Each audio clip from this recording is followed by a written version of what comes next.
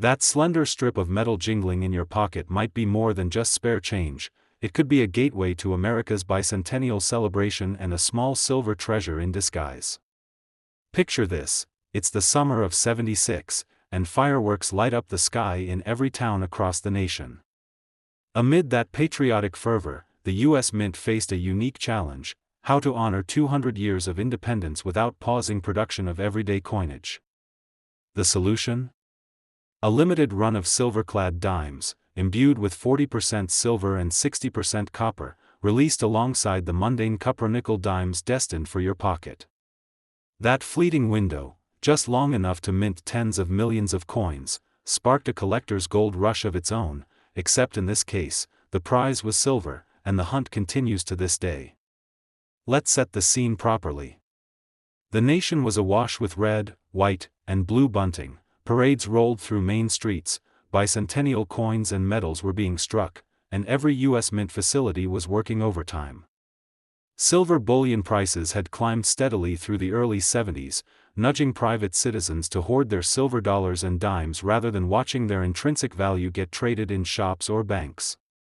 The Mint, ever mindful of bullion's metal cost, had already phased silver out of most circulating coinage by 1965, retaining it only in collectible proofs.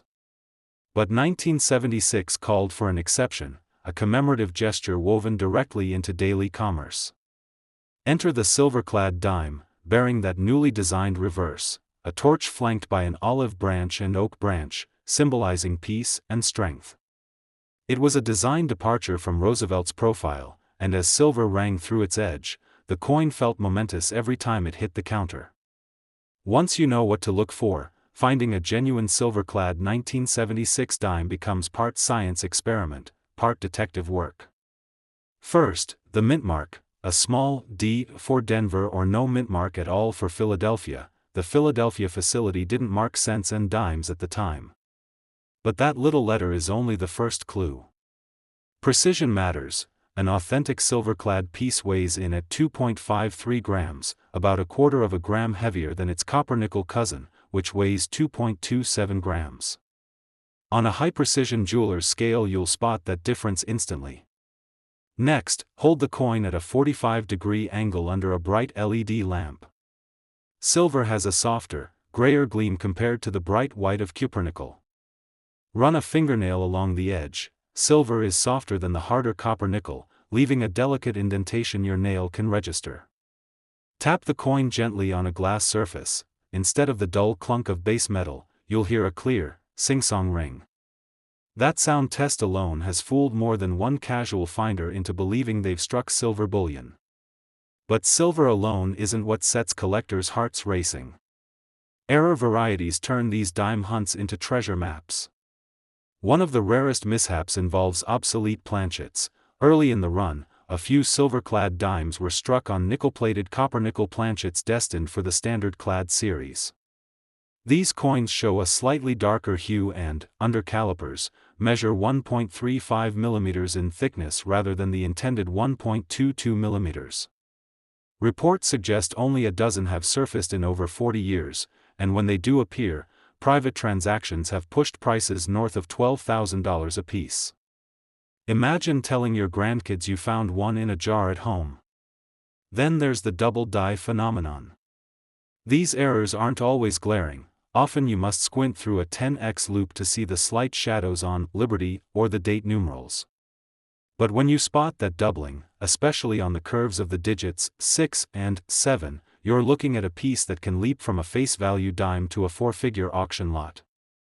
One well-preserved MS-65 example of the double die obverse sold for $1,800 earlier this year, testament to how even minor hub misalignments can create major collector excitement.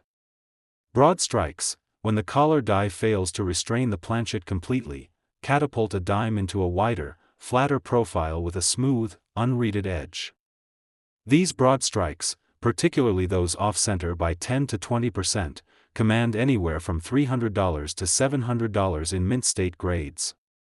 Off-center strikes add another layer of drama. A dime dipped just 5% off-center barely leaks metal, showing a thin crescent of blank field. That might fetch $150 in EF40 or $50 condition. But push that misalignment beyond 30% and those ghostly portraits become surreal, half Roosevelt, half nothingness.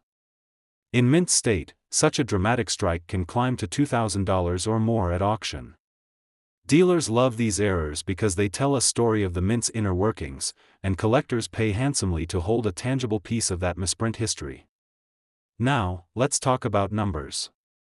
You'll hear whispers of headline-grabbing sales, like the Denver MS-68 specimen that sold for $18,250 in a Heritage Auction spring sale, shattering previous records and highlighting the premium on top-tier surfaces. That sale wasn't about silver as bullion, it was about exceptional preservation, pinpoint luster, razor-sharp devices, and no distractions on the fields.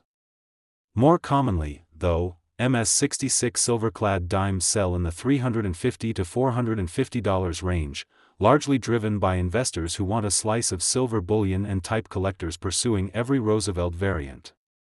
Circulated finds, graded $50 or MS-60, generally hover between $25 and $50, showing that even a worn coin has more than just 10 cents of story to tell. Beyond the technical side, the stories that bubble up from dealer counter tales add richness to the coin's mythology. One New England dealer recounts a customer dumping a pocketful of change onto the counter, silver edges glinting. Among them, several 1976 dimes, all genuine silver-clad, and the buyer walked away with instant fortune once they knew what they had. Another instance told by a West Coast dealer involves a bank's coin-sorting machine spitting out what appeared to be misaligned dimes. An observant teller set aside a handful for further inspection and later realized they were 1976's cameo proofs mistakenly released into circulation. Those frosted devices and mirrored fields belong to a proof-only series, and one of those beauties sold privately for over $120,000, proof that sometimes miracles emerge from routine work. Condition matters more than ever. A heavily circulated silver-clad dime, scuffed and dulled, might only fetch double face value, around $2.50, and even that premium can evaporate if significant discoloration or environmental damage is present. But at MS-60, where wear is negligible and luster remains intact, valuations start around $50. Move up to MS-63, and $175 is a reasonable expectation. MS-65 typically commands $400 to $550, MS-67 sits in the $1,000 to $1,500 bracket, and any coin graded MS-68 or higher becomes the stuff of legends. The population report shows fewer than 50 coins at MS-68 or above across both Denver and Philadelphia combined, proof that mint state survivors are dwindling as decades pass. For seasoned collectors, combining these details transforms the hunt into a practiced ritual. Rolls pulled from credit unions, cash searches of safety deposit boxes, even casual change hunts at local shops become strategic excursions, armed with a high-precision scale, a loop, and a keen ear for the silver ring. And as silver bullion ebbs and flows, these silver-clad dimes offer both a slice of precious metal value and a tangible link to the patriotic fever of 1976. So next time you hear a faint, bright ping in your pocket change, pause before you dismiss it as a dime. Weigh it, examine that mint mark, and listen closely. You could be holding 200 years of American spirit, wrapped in silver and history, and maybe, just maybe, a small fortune. When you're ready, we'll pivot to the slightly younger 1982 dime, where copper-nickel changes, unexpected errors, and planchet anomalies give collectors a whole new treasure map to explore. The 1982 dime might seem like just another everyday coin sliding from pocket to palm, but look closer and you'll find a chapter of mint floor quirks and changing metal mixes that's every bit as riveting as its bicentennial cousin. By 1982, silver in circulating coinage was a distant memory, phased out nearly 2 decades earlier, but the Roosevelt dime was still riding high on popularity. That year brought its own subtle shifts in planchet composition, die polishing techniques and mint mark practices, setting the stage for a host of varieties that keep collectors, and the occasional lucky finder, on their toes. It all starts with the coin's core makeup. Since 1965, Roosevelt dimes have used a cupronickel sandwich, a pure copper core with outer layers of 75% copper and 25% nickel, pressed and bonded under intense heat. But in early 1982, the Mint was still fine-tuning the bonding process, and a small percentage of planchets emerged with what specialists call laminations. These are tiny patches where the outer cupronickel peeled away, revealing flashes of reddish copper beneath. At first glance, lamination might look like damage, but collectors prize these examples because they document the stresses of heavy production runs. A lamination peel near the rim can sell for $20 to $50 in grades around MS60. Larger flakes or multi-spot areas push values into the low three figures in mint state. Beyond lamination, 1982's real headline grabber is a series of missing mintmark pieces from Philadelphia. After adding the P mintmark to Roosevelt dimes in 1980, the Philadelphia facility saw an uptick in mislabeled planchets. A small fraction of 1982 P dimes came through without that tiny P, no more than a whisper of a mark, or none at all, where it should sit just right of the torch on the reverse. Because Philadelphia didn't strike proofs for circulation, these no-P dimes are unequivocally errors. Estimates put survival rates at fewer than 1,000, and true no-P specimens graded MS65 have traded for $800 to $1,200 in recent auctions. Even circulated examples, cleaned off-center or scratched by pocket wear, can draw $50 to $100 when the mintmark absence is clearly visible. Speaking of off-center strikes, 1982 offered its share of theatrical misfeeds. The mint's collars were calibrated to exact dimensions, but when a planchet escaped the collar ring prematurely, you'd see that telltale crescent of blank metal, sometimes hugging the rim by just 3%, other times straying a dramatic 40% or more. A mild 3 to 5% off-center bump typically sells for $75.55 Australian dollars, but once you cross the 20% threshold, Roosevelt's portrait half missing, numbers dancing in mid-air, those coins fetch $300 to $500, depending on remaining luster and strike crispness. Then there's doubling, subtle yet powerful enough to send collectors hunting under the loupe.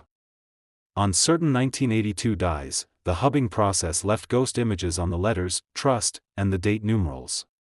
These double die obverse varieties are catalogued in the guides as FS301, with clear doubling on the 8, FS302, visible on the letters, In God We, and a handful of more obscure minor hubs. Spotting a double die FS301 in MS63 can yield $150 to $200, but pristine examples in MS67 have realized $1,000 or more when paired with exceptional eye appeal. A related subset comes from die cracks, those tiny fissures that spiderweb across the obverse or reverse when a die becomes too fatigued. In 1982, a run of Denver minted dies developed a diagonal crack that slashed through United States and the olive branch. On lightly circulated coins, the crack resembles a delicate lightning bolt, and seasoned collectors prize these for their uniqueness. Values for a bold crack in an EF45 piece start around $40, scaling up to $250 or more at MS65, especially if multiple cracks weave across both sides. Planchet clips also make cameo appearances. When a blank is punched too close to a sheet edge, coins emerge with a crescent missing, sometimes a neat, curved bite, sometimes irregular and ragged. Clipped planchets from 1982, depending on clip size and location, can range from $30 in about $50 Australian dollars, up to $500 for a dramatic, wide gouge in mint state.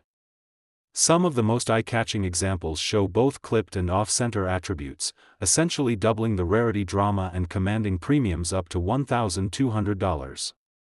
In terms of headline sales, the top-graded 1982 dime recently to make waves was an MS68FB, full bands, Denver specimen that sold for $2,400. Collectors prize full bands, those crisp, fully separated horizontal lines on the fascie's reverse, because they reflect perfect metal flow and die quality. Approximately 1 in 10 MS67s reach full band status, but only 1 in 50 achieve MS68FB, making that sale particularly noteworthy. Broader market values for 1982 dimes show a steady climb as collectors chase ever tighter populations. Common circulation finds in VF30, EF40 grades typically bring $1 to $3 simply because demand for Roosevelt dimes is high among type collectors. Uncirculated pieces graded MS60, MS62 start at $10 to $15, thanks to silver bullion investors shunning them in favor of earlier silver issues, while type enthusiasts fill in the set gaps. MS63 and MS64 examples settle around $25 to $40, MS65 near $60 to $80, and MS66 around $120 to $150, particularly when full bands are present. MS67 FB coins, the cream of the crop, routinely sell for $500 to $700. The very top end, MS68 FB, remains the stuff of legend, rarely appearing at auction and typically held by deep-pocketed collectors for years. But numbers only tell part of the tale. One Midwest dealer recalls a customer finding a clipped planchet 1982 dime at a neighborhood filling station, so worn and faint that it passed almost unnoticed through the till. That single clip, discovered weeks later by a collector friend, turned a dime worth 10 cents into a prized error piece valued at $350. Another story comes from a northeastern bank that accidentally mixed a roll of no-P dimes into regular coin bags. An observant teller flagged the missing mint marks, and the bank quietly sold the entire roll to a dealer who then broke it apart, netting him over $15,000 on secondary markets. For those still dipping into pocket change or rolling through bank-sealed bags, the hunt for 1982's quirkiest varieties has become methodical. A powerful LED flashlight helps reveal lamination flakes and mintmark ghosting. Tweezers and a loupe expose clipping margins and double die shadows. And a calibrated ring test, tapping the coin on glass, can distinguish standard cupronickel's muted thunk from a slightly brighter, denser tone when copper is unexpectedly exposed under a thin lamination. Examining condition-based values underscores why experienced collectors smile at the thought of a common date dime. Even coins graded MS63 that show only gentle abrasions, full mint luster and sharp devices command five-figure annual sales across multiple small auctions. Contrast that with heavily circulated finds, still technically common, but bearing a hidden story in every scratch, each telling of pockets emptied, machines counted, and decades of commerce. An $50 Australian lamination example still brings $20 to $30, modest, perhaps, but enough to reward a casual sorter. In the end, whether you're drawn by the gleam of silver-clad bicentennial relics or the copper-nickel mysteries of the early 80s, rare dimes offer a hands-on voyage through American numismatic history. Each weight test, each loupe inspection, each ring on glass is part detective work, part treasure hunt, and always a way to connect with moments that shaped coinage and collectors alike. So the next time you load up on pocket change, keep that scale and loupe close. You might just discover that a diminutive dime is, in fact, a giant leap into history and value, waiting for you to make the find.